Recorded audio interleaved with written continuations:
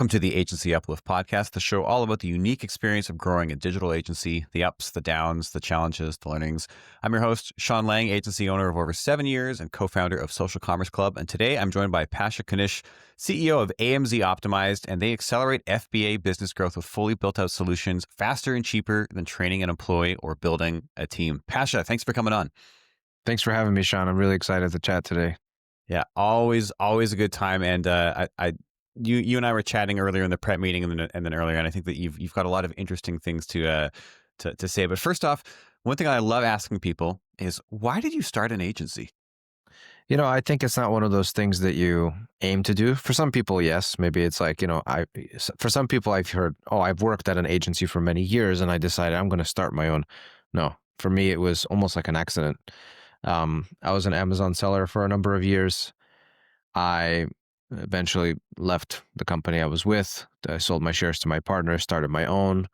And then, I kind of needed something to do on the side. When you're growing a company by yourself, you're bootstrapping everything.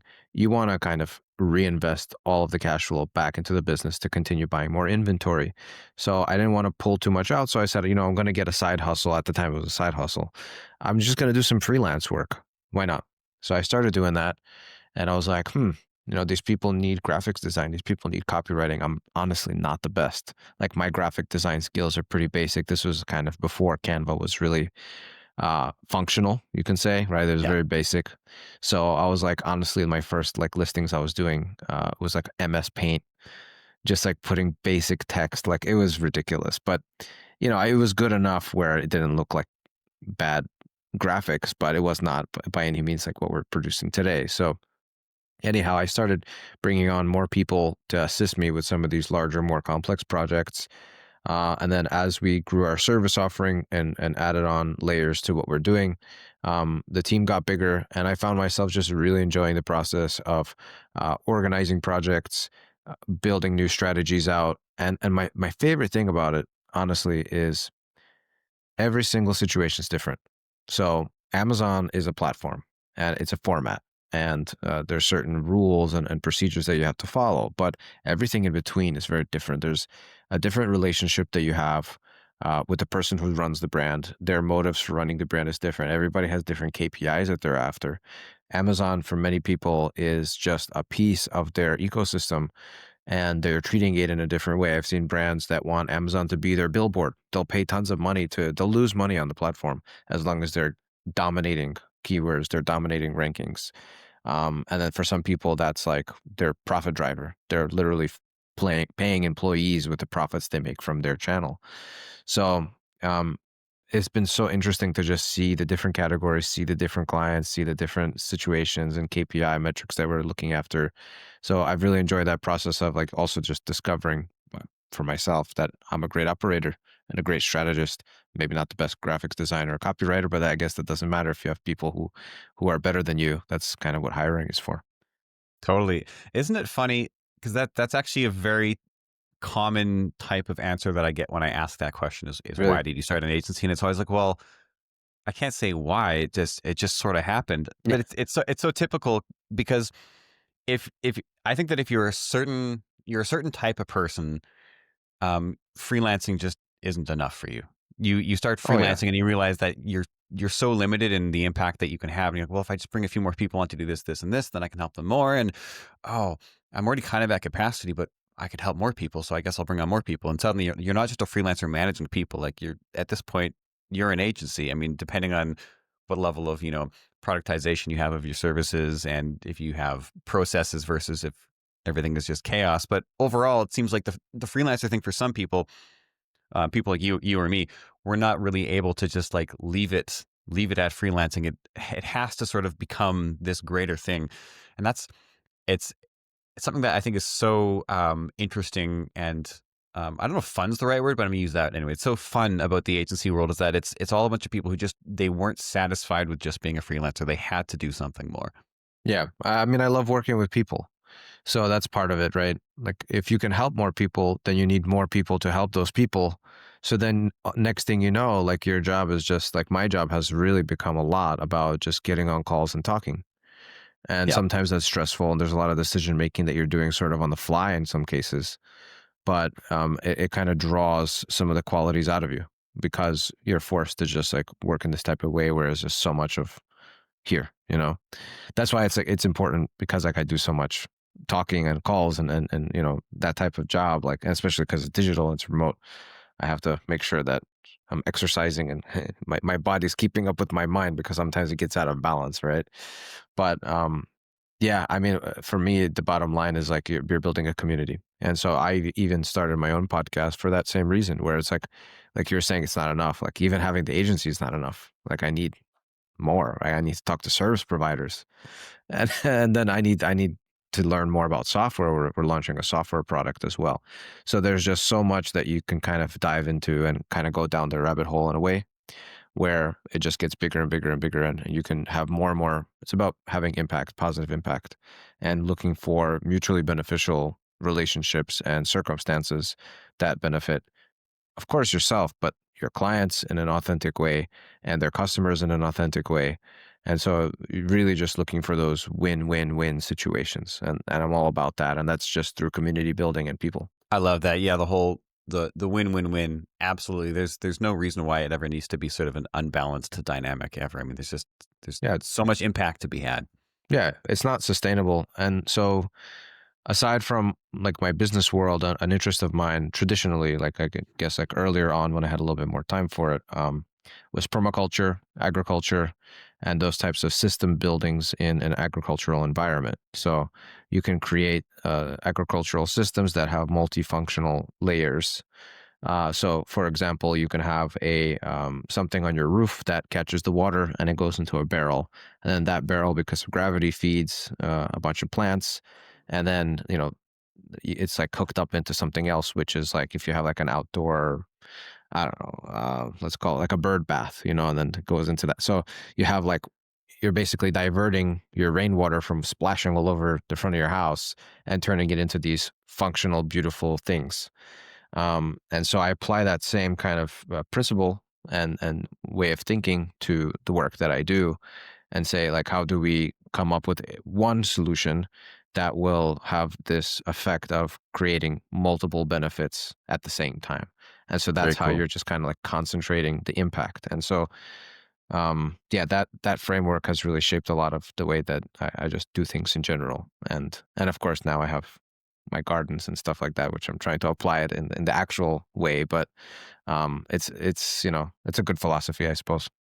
Absolutely. Can you give me an example of one of those systems?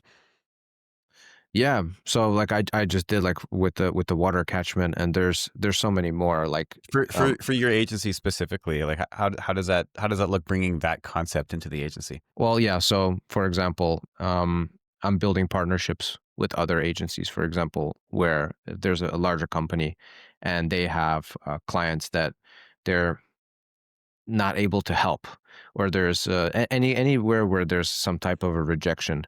I don't feel like that's like people will just say, I'm sorry, we can't help you, and then send you back out to the wild. And so these potential clients, these leads, or these brands, they're looking for help. They want to grow their business. And it's unfortunate that they're like, there's just companies that they're coming to that are getting all of the attention in our space. Uh, and then they're just saying, sorry, hit the road, you know?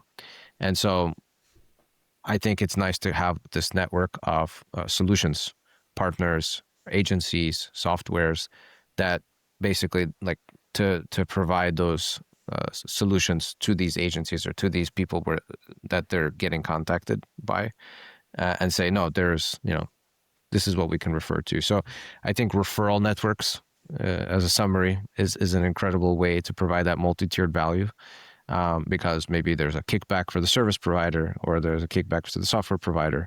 And the same thing that we're trying to create like with software. So we're launching a tool right now that helps people to basically go through the motions. It's an early stage process, but go through the motions of optimizing the backend of their listing, using AI and filling out the kind of extra fields in their backend of their Amazon listing. And why I say it's an exercise, because many people don't even know it's there. Many people don't know that you have to use the valid values that Amazon is recommending for you. You can't just stuff with keywords like you used to back in the day. And that's important because they're categorizing everybody, and they have semantic-based search coming in more and more, intent-based search, which is different than keyword-based search in a way. It's a complex algorithm, but that's becoming more and more prominent just because they have more data on us. Just makes sense. So as that begins to get rolled out, I think this kind of tool could be important. And so we're testing that and eventually going to build something where you just kind of plug your account in and it'll just automatically, run and crunch a bunch of numbers for you. And just like, if you agree to it, it'll just plug it into the back end. It's like almost automatic, organic boost for your listing. But I feel like from there, there's many other things that we can do. And so anywhere where we can find those types of multifunctional solutions, I think is great. And there's many of them. Looking for that sort of those 1 + 1 = 3 sort of opportunities rather than just sort of doing linear activities. Yeah, I totally get it. And I think that's super, super smart. I think the smartest and most successful operators are always looking for that kind of leverage, not just sort of, just basic linear. Yeah, you can't really scale otherwise. Like you said, doing freelancing is not enough. So whatever we can do to basically multiply our time. So like hiring is a very simple example of that. We're just using leverage, we're using concentration. So, you get on a group call and then multiple people have a chance to speak at one time, and then you get more done instead of having so many of these individual calls. That's actually one thing that we've implemented in our organization, which has been really cool. A town hall, we call it. So that's just like a meeting once a month where everybody from the whole company gets together. We share our highs, our lows, where can we help each other? And we've had some new people come into the company, and once they saw that, they were just like, I've never seen that level of support in any other organization I've been to. So I don't have much to really compare it with because I haven't worked in too many different organizations. I've always been a founder, but that was kind of nice to hear. So I'm a big fan of just like concentrating when it's possible, but sometimes you need that one-on-one time too. So I have a kind of mix of both. Absolutely. For these town halls, I guess what is the makeup of your team? How big is your team? How many people are you having on this town hall? Our team is pretty small at the moment. We're only about 15. So, compared to some of these agencies, I've known companies that have 200-300 employees. I think Would look a little different for that. yeah, that's just impossible. You might be on that call for a week, but these calls are pretty concise. Everybody has like a couple of minutes to speak, but it just also boosts the team morale. Like it's very different for everybody to kind of hear everybody speak at once. There's just something about it. And it's also kind of cool because it's like we have so many different time zones. We have people in Europe, in Africa, in South America, and Asia. So, I mean, we're all over the world. Absolutely. So we used to have meetings like that when we were around that size. I find that 15 or around 15 is kind of, it's a magical head count because you have enough people that you really have a lot of momentum and you can get a lot done with 15 people. But also, you have few enough people that you can actually everyone can get the time to actually engage in a meaningful way. And so you can actually have, it can feel like you have more momentum with 15 people in these meetings than if you're at like the size of like 40, 50 plus people where there's just no way that you can actually have everyone sort of engage at the same level. So I just love that size. I love 15. I think that when I look back at our agency, some of my fondest memories are when we had about 15 people because there's just so much you can get done with 15 people. And I think that when a lot of agencies are around that size, then they say, oh, now we should really start to hire. And my thought is, no, now you should optimize what you can get done with those 15 people because it's never going to be this easy. It's only going to get more difficult as you start to get to these additional levels of scale where now it's not enough just to have the current people. Now you need to hire more people just to manage the amount of people that you have, and you start to lose that hands-on connection to the team. You know what I mean? Yeah. And again, back to that whole like philosophy on like concentration and kind of this permaculture logic that I'm applying. I think with the tools that we have today, with the technology, with AI, with software, with efficiencies that we can implement using those tools, I think it's easier than ever for a team to scale that is small. You can get a lot more done. And it's not that you're not paying attention. It's just that you have things that are not eating away at your time. Like there's so many repetitive things. You don't even know that they're repetitive. I mean, like how many emails are you like spending 30 minutes to reply to an email like 4 times a day? That's 2 hours a day. That's, 10 hours a week. That's 40 hours a month, right? So you start, like, if you can optimize for these little things, like I have a dedicated person on my team, like that is designed, like, I mean, it's the operations manager, but because the team is small, first of all, he's a fractional operations manager because the team is small. But one of the things I'm having him do is like, okay, SOPs are important and all of these, like, but once you get to like a good flow, what else can we optimize? What else can we, like, so we're coming up with surveys and different ways that we're just like asking questions like, how can we make everybody's time as efficient as possible, more and more and more and more. So that way it's like new work comes in, we're just being more efficient. We're paying more attention to the things that matter. And so that just like kind of segue into one other thing is there's a question that I've been sort of trying to figure out. I've been building different theories around this, and it's, would it make sense to build an agency that is 10 times cheaper than almost every other agency out there, but you don't get a person to talk to and everything is entirely automated? Um, and for a while I was like, yeah, that would be great because you're making agency services accessible to the masses, right? You can give like really small sellers access to agency services in theory. But actually the conclusion that I came to is that people hire an agency because they want someone to talk to. That's the main value proposition, is that you're a real human being. You'll pick up the phone on Saturday if you need to, if there's an emergency, and then talk to this person and understand their pain, understand their worries. Because the bottom line is that many people who hire us, that is their bread and butter. Like that is their, their business is their baby, and they feed their families, and it's important. So Absolutely. they're relying on you, like for emotional support. Like it's like Mm-hmm. people, Yeah. Sometimes it's Yeah. not just about business, it's about people. And that we almost have like this rolling kind of perspective where it's like, we start to feel like sometimes that we're an agency, but sometimes we're um, psychologists, because we've had situations where people are like really, their sales are down and they're feeling bad and they're worried about their future or their kids. And they're talking to us, like we're getting on calls and we're listening to people about like their, um, children and college funds, and you know what I mean? Like they're really leaning on this to be their retirement plan, and it's amazing to help them. And it's also amazing to take that responsibility to be that kind of person who's someone's leaning on you for their future. It's Yep. kind of a lot, but Yep.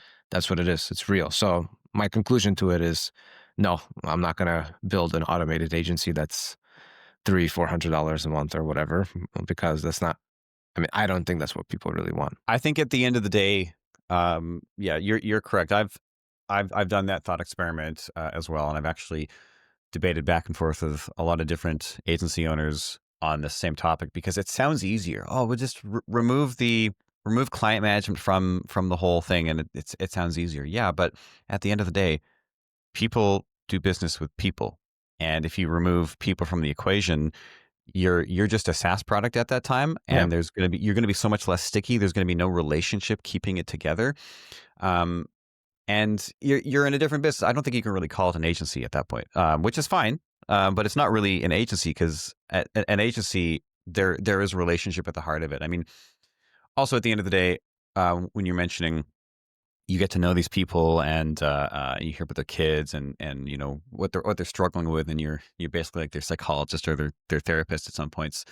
I mean, every person is motivated differently. So they hire you because they want more revenue, or they want this, or they want that. But there's like the thing behind the thing. At the end of the day, it's not this arbitrary number that they give you. It's not this make believe ROAS number, or whatever. At the end of the day, it's like they want security in their job, or they want Mhm. to be able to keep up with inflation and make some profit so that their kids can go to college. Or there's Mhm. these actual tangible wants and needs beyond just the reason that they hire you in general. And I think that you completely skip over that. You miss all that if you just sort of chop it down to dollars in, dollars out, no humans interacting. It's a $300 per month subscription fee. Good luck. Goodbye. I think Yeah. you're losing a lot. Yeah, definitely. But we are building this software product just to kind of get exposure into that world, just because I think it is something very fascinating. But for us, it's really more about just providing extra value, maybe having something that nobody else has, and being able to license it out. And but I really love the agency model. Like there's something pretty special about it for me, at least at this time. I don't know Yeah. it'll be in the future. I think the landscape will change. Like I said, AI and tech is moving quickly. Almost like sometimes I see it and it's a little bit like frightening, but not frightening in the sense of like, oh my God, we're all going to get replaced by robots. I'm definitely not one of those kind of theorists, but just seeing the impact that it's having on such a scale and just being able to like, okay, let's go one step at a time, really pay attention to how this is useful and how this is not useful. I think that discernment is what everybody's trying to pay attention to right now. Because I remember when it first came out, everybody was hyped. Like AI was the main, it probably still is, but it was the main buzzword. And everybody wanted to put it and sprinkle it all over everything. It was like some special sauce that you want to put on all your food. It's like AI this and AI that. But Yeah. then we quickly saw that AI was actually not really giving us anything. Like all it could really do is like take a bunch of your photos and like poorly turn it into like a LinkedIn profile. At some point, that's what everybody was using it for. Now it's getting better, but still, it has its limitations. I don't want to give it more than it deserves, but it is moving quickly. And how is that going to affect the market? Let's see. Well, I think that, and I talk about this quite a bit, but I think that we're still deep into the shiny object syndrome phase of AI, and that everyone's bouncing from novel idea to novel idea. And when we actually stop and zoom out and look, I'm like, is the output of this actually any good? And majority of it is no, because no one is using it long enough to actually develop any proper use cases before they're hopping to the next tool, to the next tool, to the next tool. And we're not really getting anything done. It's one thing that I'm always telling people is yes, AI is really, really great, but like last month or last year's AI is still going to be heads and shoulders above the majority of what most people are doing if you just implement it into a system and then just optimize that. It doesn't need to be the latest and greatest. It doesn't need to be that at all. You just need to have like defined processes, maybe throw some automation in there and then throw some AI steps in there, which now, frees your people from hours of that one step in particular. And that's going to be worth way more than the new tool that just came out yesterday that everyone's talking about, because that thing's probably still in beta and they're not admitting it anymore, and it's buggy and it's not great. And if you're seduced by that, you're going to be seduced by the one that comes out next week. And guess what? Now you're not getting anything done ever. You're just chasing. Yeah. Like, and there's always like around the corner, there's like some Chat GPT new model that's basically going to make your tool irrelevant. Right? Yeah. Like that, we've seen that happen so many times where people invest so much money, they build something, and then right as they launch, it's like, oh, GPT just did that, and they're doing it better, and it's free. You're out of business. Okay, I agree. I think if you're building a tool, anybody out there listening, if you're building a tool, you should build it in a way that doesn't need AI to operate, but you have AI as a way to make it work better. But it should not rely on AI in itself. Like it's not designed for that, in my opinion. 100%. Yeah. I totally agree. Hey, I'm gonna go back real quick to the software conversation. One thing that I've often thought, and tell me if you agree or disagree with this, but one thing I've often thought is interesting with agencies dabbling in software development is you could potentially use that as a strategy for acquisition, could you not? Where you release a tool that your ideal client profile, for example, really, really wants to use, and you charge very, very little for it as a way to get them on that list, get them, they've already opened their wallet and they're paying you. And so now you have a relationship with them, and now you can actually potentially ascend them to agency services. Is that sort of something that you've ever thought about before? I mean, that's our entire plan. Basically, There we go. Right now we're giving it away for free. So it's V2. It still has a lot of steps. I'll be honest, it's a kind of a pain in the butt to use it, but it works. And it's a pain in the butt to use it, but it's more of a pain in the butt to not use it and try to do this manually, which is the reason why we're making the tool in the first place, because people just don't even do it. And the thing that I'm talking about is you have to go into the back end of your listing. You have to go into these additional fields. And there's all these attributes that Amazon, like for example, you have a shampoo. What kind is it? A gel? Is it a liquid? Is it a foam? Is it for kids? Is it suitable for this type of hair? Is it suitable for this type of adult? Is it suitable, where is it made? And all of these different kind of things. And you might have some of it filled out, like ingredient list and maybe country of origin or whatever. But a lot of the other stuff you're not filling it out, or if you are filling it out, it's not updated to the valid values that Amazon is asking about. Because Amazon has a browse tree guide with all these valid values, and now they've incorporated this into the UI. You just click there, and there's a drop down. But imagine doing this for every single SKU. Imagine people have this, for hundreds of. And so the other thing is like maybe they know, but they're not the ones managing their Amazon account, and it's too tedious, and they have a lot of SKUs. So I created a tool and a guide that they can easily send to somebody in their team who has more time, who's paid to do this, and they can easily fill it out, use AI, and just apply their own logic to filter it out. So it takes, let's say 10 minutes for a listing to get all the files that you need, but it gives a pretty good result, which we're really happy about. And we're giving it out for free. Why? Because we need beta testers. And yeah, it's nice to kind of open the door to a conversation. Maybe people will use our agency in the future, maybe not. They know we exist for sure because they're using our tool. But really, we're doing this V2 to just test out, is there demand? And if there is demand, we can throw some money behind it. It's pretty expensive to hire a development team to do something really serious. But if we, see that this second round of engagement is really showing that it's worth it, then we'll do it. Very cool. Are you targeting just specifically clients with this, or are you looking to provide agencies with this tool as well? Yeah, both. Anybody who needs to do this to a listing, which I think every listing should have this. Awesome. Yeah. Is this something that you'd want me to link in the show notes so other people can check out? Sure. Yeah. AMZbrain.ai. There it is. AMZbrain.ai. Awesome. I like the callback back to AMZ Optimized as well. So it's all. Yeah.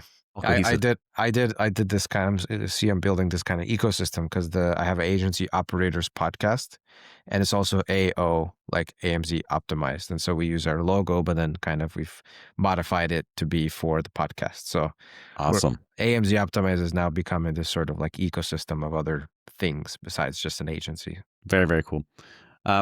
We have a few minutes left here. I'm gonna go to some of my boilerplate questions here.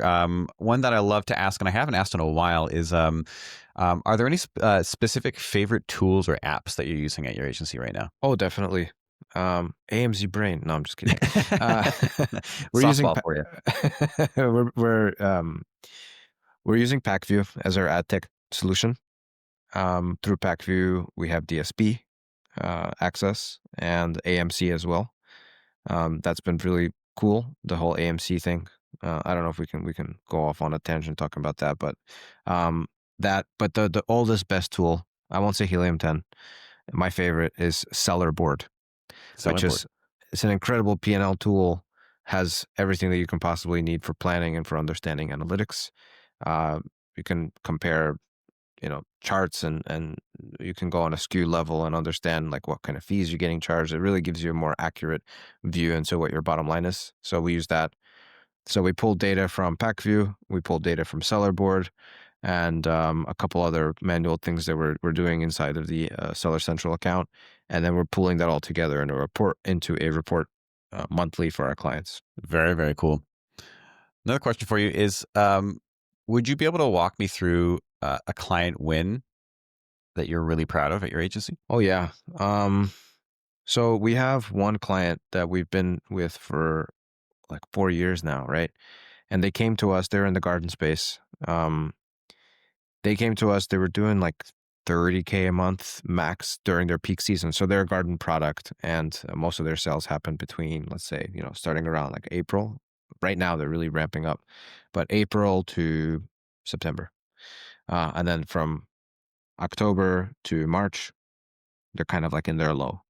So, but during their peak months, they were at 30K. So every year we've been able to double or triple them. And it's been amazing to see that type of multi-year cadence, just like really pumping it. Like during the downtime, we would focus on, okay, what kind of evergreen sales can we make? Like, they have a product line for cannabis at the moment as their kind of like second brand, but their primary brand is for just gardeners. So, okay, so we're focusing on how do we grow that kind of seasonal all year brand, but really focusing on how do we make these optimizations. And so, I mean, we've dialed in the content year after year. We've dialed into ads year after year, building momentum into their deals. building momentum into solving huge problems that they were having with buy box issues, not related to third-party resellers, but rather their other retailers. So they were in Lowe's and Home Depot, and sometimes they would have discounts where they're trying to off some stock. And so what would happen is like they're in one of the states that they sell to, let's say in Texas, right? In Texas, the Lowe's over there, they decide that they want to get rid of some inventory. So they'll drop the price by half. And then we lose the buy box for the whole country as a result of that, like geo-targeted price match. So we started to create Amazon-specific SKU variations of their product line as one strategy. And so we've like erased the ones that were having buy box problems, especially this annoying kind of like geo-targeted ones. And so we've implemented just like processes for those types of things on logistics, on listings, and then just dialing in like who's actually the audience and how do we drive repeat purchases. So in the end, we've at this point, like, I don't know, like 7 or 8x their account or something like that. I mean, like, we, Wow. yeah, like big change. Like, well, in their, when they came to us, they were doing max 30K during their peak month. And last year, their peak month, they did 500K. So that was, that's like, what is that? Like a 20X or so, close to an 18X, but that's like during That's their peak. huge. I don't want to brag too much, but it was really significant. But again, it took 4 years. So that wasn't an overnight success, but every year we do better and better and better. So That it's speaks to a really good partnership. That speaks to them trusting you and allowing it to take the time that it takes to actually achieve that kind of growth. Some people want that in 2 months, and of course, that's not going to be a fruitful partnership. definitely. And so here's even like the best part, the punchline to this whole story. So we've grown their account. We have a great rapport. And then something happens in their business that makes them go for, they have a spin in their company. If something happens with one of their really large retail accounts that locks up a ton of inventory and they start having trouble with payroll. So they decide to wipe out pretty much everybody in the company. Even the CEO gets replaced. And of course, we're one of the partners that they said goodbye to amongst everybody else in their whole company. Basically, the company's falling apart. And they said they want to take it in-house. So for a couple of months, they had like 3 people left in the organization. And they realized that they just can't do it, on the Amazon side. Amazon became their primary driver for growth. So we were the first people that they actually hired. And they hired us back because we had the relationship. But that was like another just like, we're really doing a good job because they saw what we did before. They got a taste of it as the new management came in. They got a taste of what we did. They said goodbye. And then like they couldn't go more than like 3 months without being like, hey guys, we need you. Because right now you see we're in May, we're in their peak season again. So they didn't want to take a risk. So yeah, you're right. It's about partnership, being trustful, long lasting, and persistent. So I know there's a long winded answer, but I think the bottom line to success for me has always just been consistency, showing up day after day and really paying attention and trying. And most people are smart enough. Most people have the resources, the tools to do it. It's just you have to be willing, you have to be paying attention, and you have to think outside the box, and you have to be surrounded by good people who are really there to be team players. And then over time, you'll make it. Absolutely. Wise words, and I think great words to end on. Pasha, thank you so much for coming on this podcast. Really enjoyed our conversation. Where can people find out more about you and AMZ Optimized? AMZoptimized.com. Or you can find me on LinkedIn, Pasha Kanish on LinkedIn. You can check out Agency Operators Podcast. We have over 50 episodes right now pre-recorded. You can check them all the videos on YouTube or on any of your streaming platforms that you want. Or you could check out amzbrain.ai. Let us know what you think about the free tool. Yeah, there's a bunch of ways you can reach out. Pasha at amzoptimized.com. Awesome. Thanks so much. Thanks, Sean.